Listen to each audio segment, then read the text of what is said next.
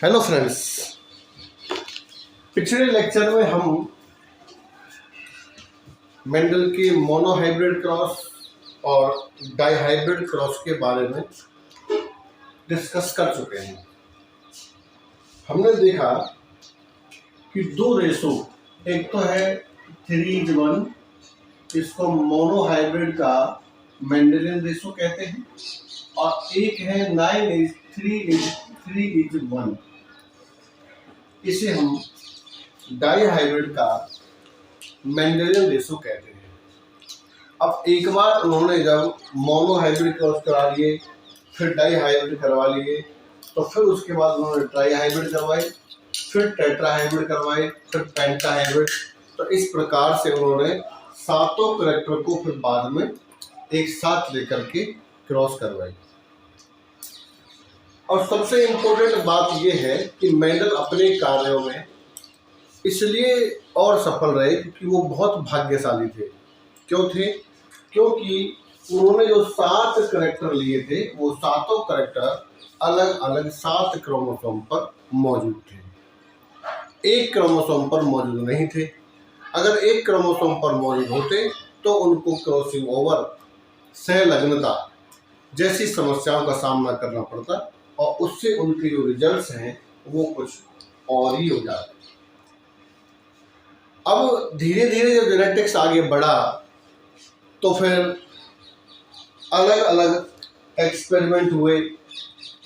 उनमें पता चला कि उन एक्सपेरिमेंट के जो रिजल्ट्स हैं वो मेंडल के जो नियम है, जो मेंडल के जो रेशो है, उसका पालन नहीं करते।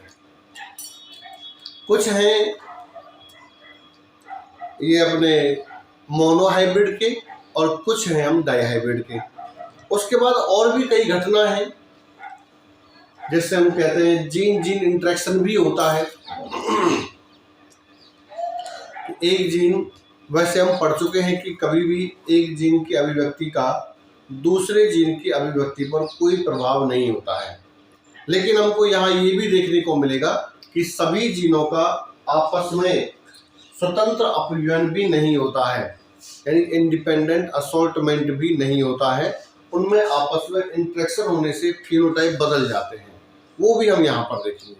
तो पहले हम स्टार्टिंग करते हैं। तो पहला जो एग्जाम्पल है अपना वो है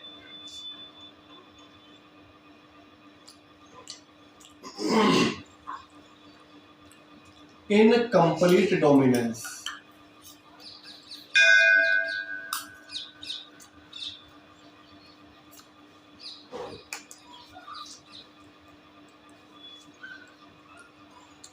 इनकम्प्लीट डोमिनेंस, इसको हम कहते हैं हिंदी में अपूर्ण प्रभाविता।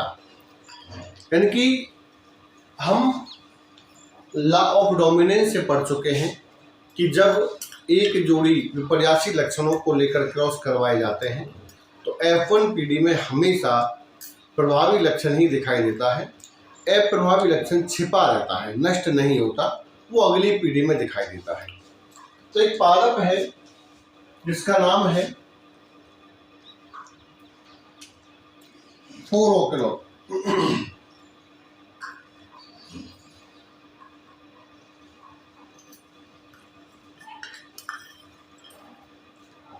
4-ओक्लो प्लांट में आपको 2 तरह के पुष्प दिखाई देते हैं। एक तो है रेड पुष्प और एक है वाइट पुष्प। तो रेड पुष्प के लिए हम ले रहे हैं कैपिटल R, और वाइट पुष्प के लिए हम ले रहे हैं स्मॉल r। हम इसमें जब युग्मक बनाएंगे तो ये कैपिटल R, इसमें युग्मक बनेंगे तो स्मॉल r।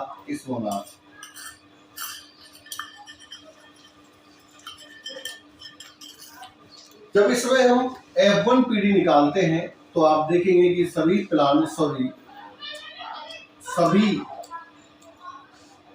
एक समान फिनोटाइप देंगे, और ये जो फिनोटाइप है वो according to law of dominance, यानी कि प्रभाविता के नियम के अनुसार ये होना चाहिए था लाल, क्योंकि कैपिटल R है, capital R for red, small R जो है वो वाइट के लिए है। ठीक है, तो कैपिटल आर के प्रभाव के कारण स्मॉल आर का प्रभाव दबा रहेगा, लेकिन यहाँ पर ऐसा नहीं होता है। यहाँ पर दोनों जीन जो है वो अपने अपने प्रभाव पूरी तरह से नहीं दिखाती है और एक दूसरे का ब्लेंडिंग करते यानी कि मिल जाते हैं। ये जो बनने वाला प्लांट है इसके जो फ्लावर बनेंगे वो पिंक बनते हैं, ना कि ये बनेंगे लाल और ना ही बनेंगे वाइट, ये बनते हैं पिंक। अब हम इसी प्लांट को हम आगे बढ़ाते हैं और इसी को जब आगे बढ़ाएंगे, इसकी जब F2 में जाएंगे, इसमें सेल्फ पोलिनेशन करवाएंगे यानी कि स्वयं परागन, तो हम पाएंगे कि कैपिटल आर, स्मॉल आर और इधर कैपिटल आर, स्मॉल आर, इस तरह से। तो ये कैपिटल आर, ये capital R, small R, capital R, small R और स्मॉल आर, स्मॉल आर। तो इसमें कैपिटल आर बनेगा रेड, जैसा हमारा पेरेंट भी है। सबसे लास्ट में स्मॉल आर बनेगा वाइट, जैसा हमारा पेरेंट भी है। और बीच के दो बनेंगे कैपिटल आर, स्मॉल आर, ये दोनों बनेंगे पिंक, जैसे हमारे F1। ये अपना F1 और यहाँ पर बनता है आर आर आर आर और आर आर, ये बनता है एक, ये बनता है दो और ये बनता है एक। ये है फिनोटाइप। हम पढ़ के आए हैं कि मेंडल का मोनोहाइब्रिड क्रॉस का जो मेंडेलियन रेशो है वो 3:1 है, लेकिन यहाँ पर जो रेशो है वो 3:1 का पालन नहीं कर रहा है, क्योंकि यहाँ पर जो रेशो आया है वो 1:2:1 का आया है। जीनोटाइप और फिनोटाइप यहाँ पर समान होता है, तो इसका मतलब है कि ये जो इनकम्प्लीट डोमिनेंस है, यहाँ पर देखो ना तो लाल रंग बनता है और ना ही बनता है वाइट, यहाँ पर बनता है पिंक, यानी कि इसका जो प्रभाव है वो इसकी वजह से थोड़ा दब जाता है। तो दोनों मिलकर प्रभाव मिलकर बनाते हैं।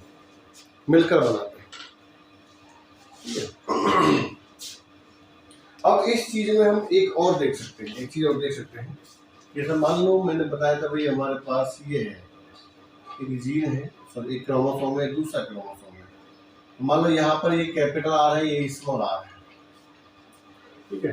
तो मैंने बताया था कि ये दोनों जो कंडीशन है ये एलील के हैं, यानी कि ये एलील कहलाते हैं, एलील। तो इस कंडीशन को हम कहते हैं एलीलिक।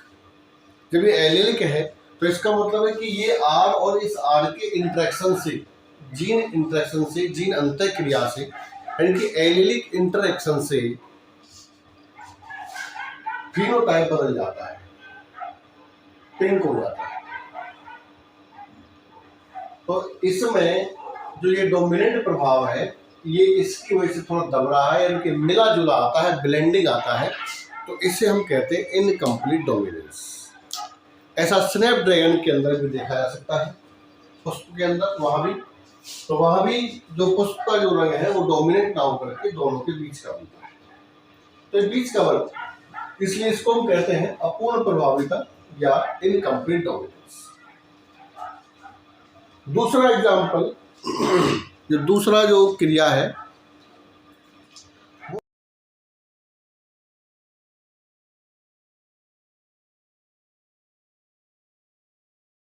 डोमिनेंस, सह प्रभाविता।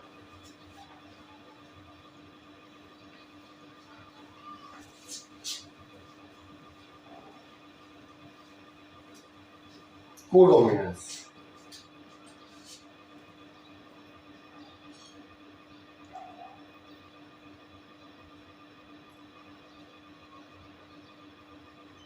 अब व्हाट इज कोडोमिनेंस, सह प्रभाविता क्या है?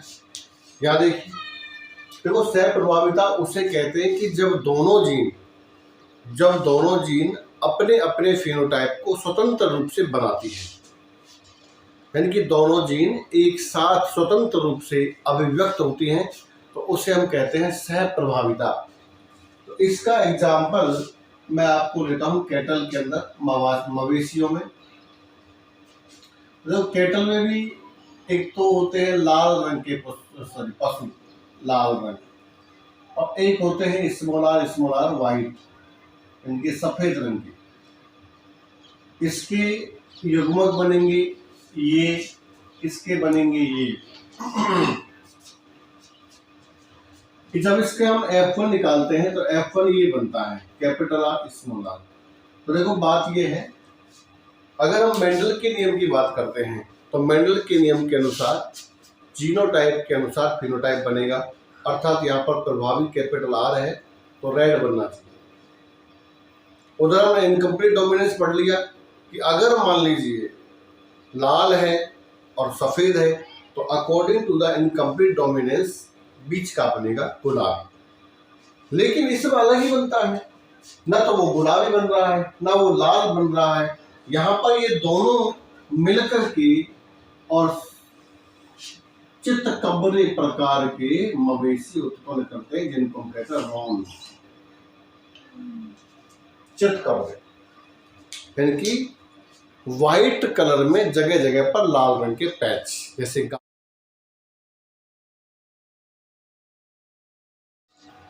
इस प्रयोग में अगर देखें तो कैपिटल आर और स्मॉल आर चित्तकबरे रंग के मवेशी प्राप्त होते हैं। यहाँ इसके जो F2 रेशो है वो आपको 1:2:1 प्राप्त होता है, किसके स्थान पर, 3:1 के स्थान पर। तो ये कंडीशन भी मेंडल के नियम का पालन नहीं करती है, इसे भी हम मेंडल के नियम से विचलन मानते हैं। एक अन्य कंडीशन जो मानव के अंदर देखा जाता है तो ब्लड ग्रुप की जो कंडीशन है वो भी मेंडल के नियम का पालन नहीं करता है, वो भी कोडोमिनेंस का एग्जाम्पल है। अब ये कोडोमिनेंस का भी है और मल्टीपल एलील्स का भी है, तो एक अलग से वीडियो हम बनाएंगे जब इसमें मल्टीपल एलील्स की बात करेंगे। तीसरा जो एग्जाम्पल है वो है लीथल जीन, जिसे हम कहते हैं घातक जीन।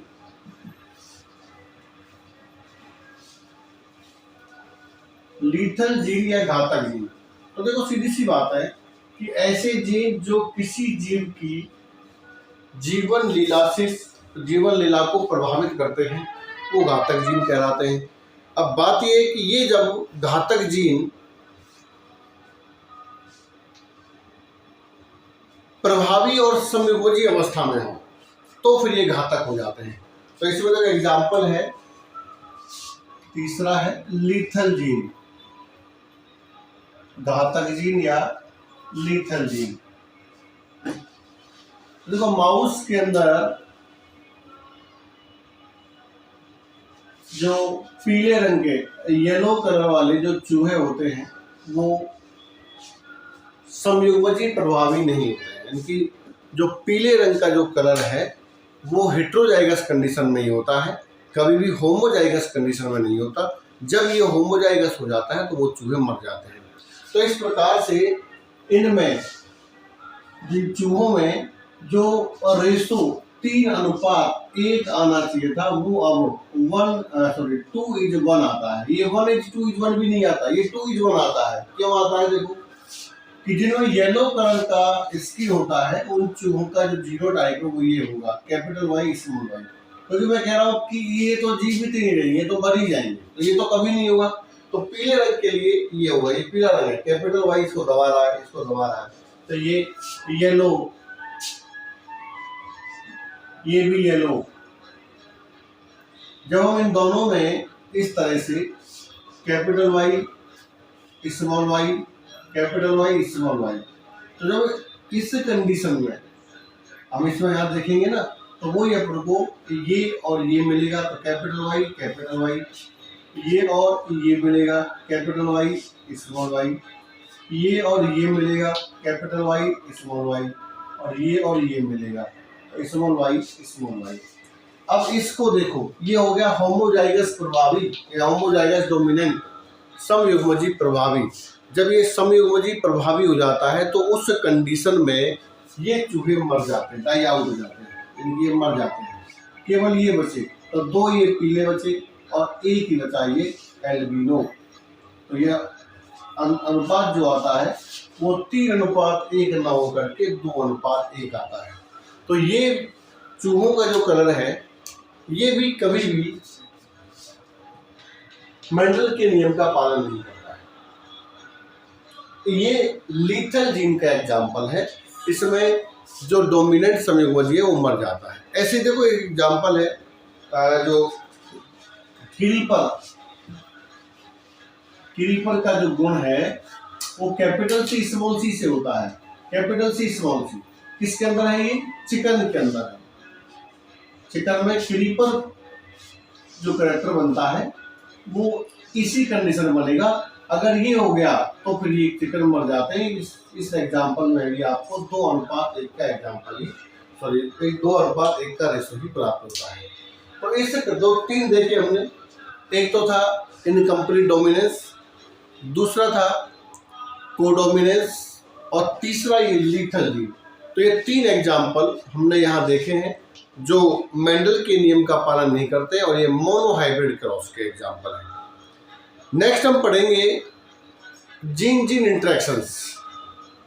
हालांकि होने को तो ये भी जीन जीन इंटरेक्शन ही है। मैंने बताया था आपको पहले कि जो एलील है, लेकिन यहाँ पर ये एलील के अंदर है, इधर से इधर, यानी कि आर स्मॉल आर, यहाँ पर capital Y small Y, capital R small R, capital C small, की कुल मिलाकर के दोनों क्रोमोसोम पर उपस्थित जो एलील्स हैं उनके बीच में इंटरेक्शन यहाँ पर देखा है। नेक्स्ट में हम पढ़ेंगे जीन जीन इंटरेक्शन। तब हम देखेंगे एलिलिक और नॉन एलिलिक दोनों प्रकार के इंटरेक्शंस। तब तो देखते रहिए, लाइक कीजिए, कमेंट कीजिए, शेयर कीजिए, सब्सक्राइब कीजिए। Thank you very much. और वो बोल देते